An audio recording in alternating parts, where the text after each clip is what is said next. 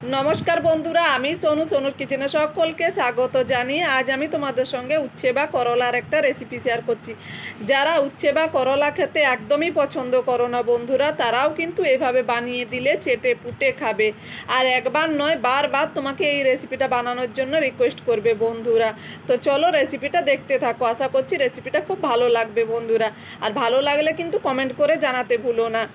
তো রেসিপিটা বানানোর জন্য উচ্ছে নিয়ে নিয়েছি আমি এখানে, আর উচ্ছেটা আগে পরিষ্কার করে নিয়েছিলাম। তারপর গ্যাসের মধ্যে কড়া বসিয়ে তাই 1 গ্লাসের জল দিয়ে জলটা গরম করে নিয়ে উচ্ছেগুলো দিয়ে দিয়েছি আর কয়েকটা শুকনো লঙ্কা দিয়েছি।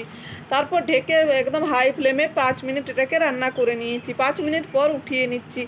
এই উচ্ছেগুলোকে কিন্তু সবুজ রেখেই আমি সেদ্ধ করেছি, খুব বেশি সেদ্ধ এটাকে করিনি, একটু শক্ত ভাব রেখে এগুলোকে 5 মিনিটের জন্য হাই ফ্লেমে সেদ্ধ করে নিয়েছি। তারপর একটু ঠান্ডা করে উচ্ছেটাকে কেটে নিচ্ছি। দুটো সাইড আমি আগে কেটে বাদ দিয়ে দিচ্ছি, তারপর মাঝ বরাবর টুকরো করে এগুলোকে আবারও আমি টুকরো করে কেটে নিচ্ছি। আর এই উচ্ছের বীজগুলো আমি ফেলে দেবো, বীজগুলো কিন্তু রাখবো না উচ্ছের।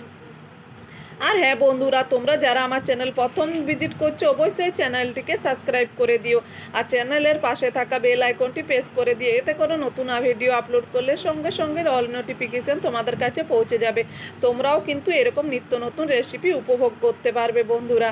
তো দেখো একইভাবে সব উচ্ছেগুলোকে আমি আগে কেটে নিচ্ছি।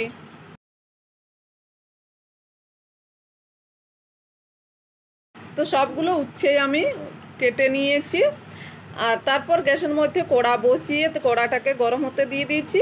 এর মধ্যে দিয়ে দিচ্ছি 2 চামচের মতো সরষের তেল। তেলটাকে ভালো করে গরম করে নিয়ে উচ্ছেটাকে ভেজে নেব। তোমরা চাইলে কিন্তু এই সময় 1 চামচ বেসন দিয়ে উচ্ছেটাকে মাখিয়েও ভেজে নিতে পারো, তবে আমি এর মধ্যে বেসন দিচ্ছি না। স্বাদ মতো লবণ দিয়ে উচ্ছেটাকে ভালো করে ভেজে নেব। বেশ কিছুক্ষণ এইভাবে লো টু মিডিয়াম আছে উচ্ছেটাকে ভেজে নিচ্ছি। তবে স্বাদ মতো লবণ আর হলুদ দিয়ে দিয়েছি। হলুদটা দিয়ে নাড়াচাড়া করে মিশিয়ে নিচ্ছি। এইভাবে 5 থেকে 6 মিনিট রান্না করলেই কিন্তু খুব সহজে উচ্ছেটা ভাজা হয়ে যাবে বন্ধুরা। উচ্ছেটা ভাজা হয়ে গেছে, এখন তেল ঝরিয়ে উচ্ছেটাকে উঠিয়ে একটা প্লেটে রেখে দিচ্ছি। তারপর ওই তেলের মধ্যে 1/2 চামচ গোটা জিরে আর একটা শুকনো লঙ্কা ফোড়ন দিয়ে দিয়েছিলাম। তারপর দিয়ে দিচ্ছি 2টো বড় সাইজের আলু কেটে রেখেছিলাম। সেই আলুটাকে একদম লম্বা করে পাতলা করে কেটে রেখেছিলাম। আলুটাকে এখন তেলের মধ্যে দিয়ে স্বাদ মতো লবণ দিয়ে দিচ্ছি আর একটু নাড়াচাড়া করে মিশিয়ে নিচ্ছি, আলুর মধ্যে যাতে লবণটা সুন্দরভাবে মিশে যায়। খুব ভালো করে নাড়াচাড়া করে এটাকে আমি একদম লো টু মিডিয়াম আছে ঢাকা দিয়ে মিনিট 2-3 রান্না করে নেব, যাতে আলুটা খুব সুন্দরভাবে সেদ্ধ হয়ে যায়। এইভাবে আলুটাকে ভাজলে খুব বেশি সেদ্ধ হওয়ার দরকার নেই, 90% কিন্তু সেদ্ধ হয়ে যাবে বন্ধুরা।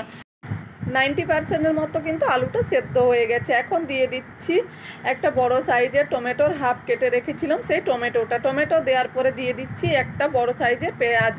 পেঁয়াজটার আমি কলিগুলো ছাড়িয়ে নিয়েছি, তো পাপড়িগুলো তোমরা চাইলে কিন্তু পেঁয়াজটা স্কিপ করে দিতে পারো বন্ধুরা।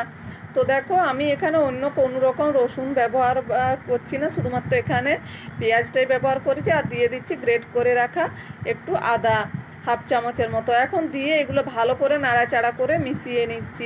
তোমরা যদি পেঁয়াজটা স্কিপ করতে চাও কিন্তু করে দিতে পারো বন্ধুরা, তবে পেঁয়াজটা দিলে খেতে বেশি ভালো লাগে। তারপর দিয়ে দিচ্ছি 1/2 চামচের মতো হলুদ গুঁড়ো, 1/2 চামচের মতো দিয়ে দিচ্ছি জিরে গুঁড়ো আর 1/2 চামচের মতো ধনে গুঁড়ো। আর দিয়ে দিচ্ছি লাল লঙ্কার গুঁড়ো। ঝালটা তোমরা যে যেরকম খেতে পছন্দ করো এখানে দিতে পারো। আমি 1/2 চামচের থেকে একটু কম দিয়েছি লাল লঙ্কার গুঁড়োটা। সব কিছু মশলা দিয়ে ভালো করে লো ফ্লেমে আঁচটা রেখে মশলাটাকে কষিয়ে নিতে হবে। এখন আমি আলু পেঁয়াজ টমেটো সবকে একসঙ্গে ভালো করে কষিয়ে নিয়েছি। তারপর দিয়ে দিচ্ছি 1/2 কাপের মতো জলটা দিয়ে ভালো করে নাড়াচাড়া করে মিশিয়ে নিয়ে এটাকে ঢেকে রান্না করে নিতে হবে লো টু মিডিয়াম আঁচে 5 থেকে 6 মিনিট পর্যন্ত। তো 5-6 মিনিট পর দেখুন আমি ঢাকা খুলে দেখাচ্ছি, মশলাটা কষানো হয়ে গেছে, মশলা থেকে সুন্দর তেলও ছেড়ে দিয়েছে আর আলুটা তো সম্পূর্ণই সেদ্ধ হয়ে গেছে। এখন টমেটোটাও কিন্তু ভালো করে মিশে গেছে সুন্দরভাবে, আর নিচে কিন্তু লেগেও যায়নি, কারণ জলের পরিমাপটা একদম ঠিক দিয়েছিলাম।